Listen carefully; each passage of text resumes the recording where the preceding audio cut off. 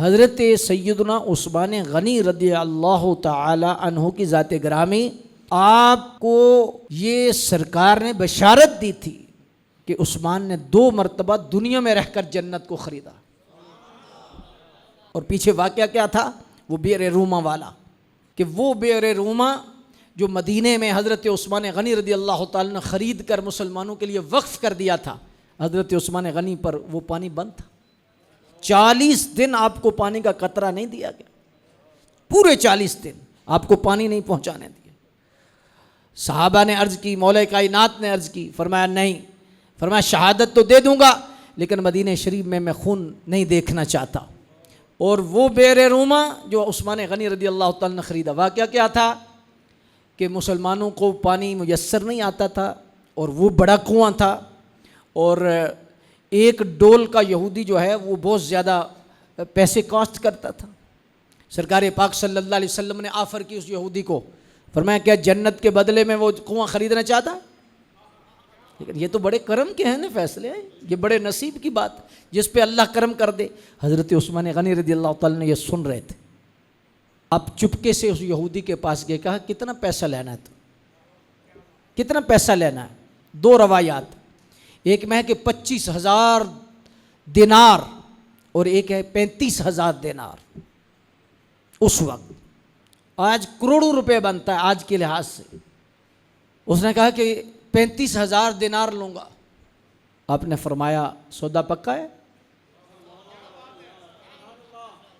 یہ لو پیسے. حضرت عثمان غنی رضی اللہ حضور کے پاس حاضر ہوئے، عرض کیا یا رسول اللہ آپ نے آج ارشاد فرمایا تھا اس بندے کے لیے، تو یہ آفر کسی اور بندے کے لیے بھی ہے؟ یہ جو فضیلت ہے یہ کسی اور بندے کے لیے؟ فرمایا ہاں عثمان جو بھی کرے. عرض کیا پھر آپ کا غلام یہ سارا کنواں خرید کر وقف کرایا. فرمایا عثمان تو نے دنیا میں رہ کے جنت خرید. اور وہ دوسرا واقعہ جیسے عشرہ کا ہے. اللہ اکبر، غزوہ تبوک، بڑے سخت حالات تھے.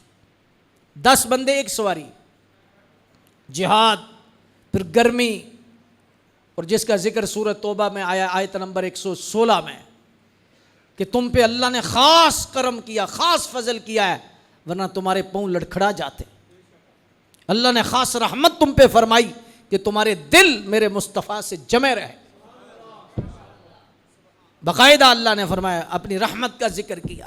اتنے سخت حالات تھے، پیسہ کوئی نہیں، دولت کوئی نہیں، اونٹ کوئی نہیں، گھوڑے کوئی نہیں، تلواریں کوئی نہیں. اتنا سخت امتحان ہے. اور یہ وہ موقع ہے کہ سرکار پہلی مرتبہ مسجد نبوی کے ممبر پہ چندے کے لیے کھڑے ہوئے.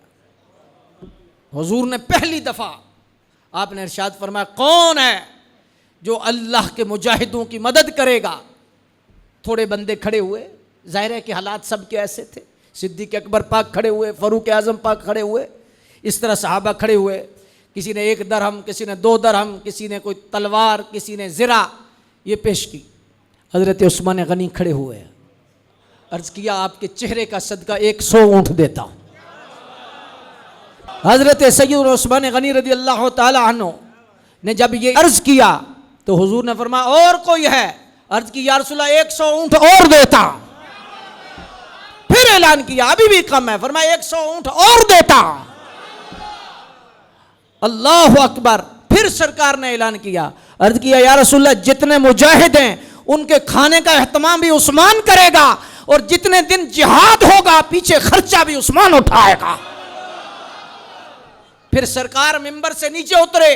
حضرت ابو ذر غفاری فرماتے ہیں کہ حضور کی زبان پر دعائیہ کلمات تھے، آنکھوں میں آنسو تھے اور رب سے عرض کر رہے تھے یا اللہ عثمان نے دنیا میں رہ کر جنت خریدی ہے، وعدے کو پورا کرنا. اور ایک اور روایت میں جامع ترمذی میں موجود ہے، حضور نے فرمایا اس عمل کے بعد اب عثمان جو بھی عمل کرے گا اللہ نہیں پوچھے گا، نہیں پوچھے گا، نہیں پوچھے گا. اس پر محدثین نے فرمایا کہ حضرت سیدنا عثمان غنی رضی اللہ تعالیٰ عنہ بغیر حساب کے جنت میں جائیں. اس دنیا میں صدیق اکبر رضی اللہ تعالیٰ عنہ سے پوچھا گیا کہ اس دنیا میں کوئی ایسا بندہ ہے حدیث کی روشنی میں کہ جو بغیر حساب کے جنت میں جائے؟ پوچھنے والے نے پوچھا آپ؟ فرمایا نہیں. فرمایا عمر؟ فرمایا نہیں. علی؟ فرمایا نہیں. کوئی اور صحابی؟ فرمایا میں جس سے یقین سے کہہ سکتا ہوں وہ عثمان غنی ہے جو بغیر حساب کے جنت میں جانے والا ہے. فرمایا وہ عثمان غنی. اللہ اکبر. حضرت سیدنا عثمان غنی رضی اللہ تعالیٰ عنہ کے مناقب، آپ کے فضائل، آپ کے جو مرتبے ہیں، زندگیاں ختم ہو سکتی ہیں، وہ ختم نہیں ہو سکتے. یہ ایسا عطر ہے، چھیڑتے جاؤ خوشبو بڑھتی جائے گی.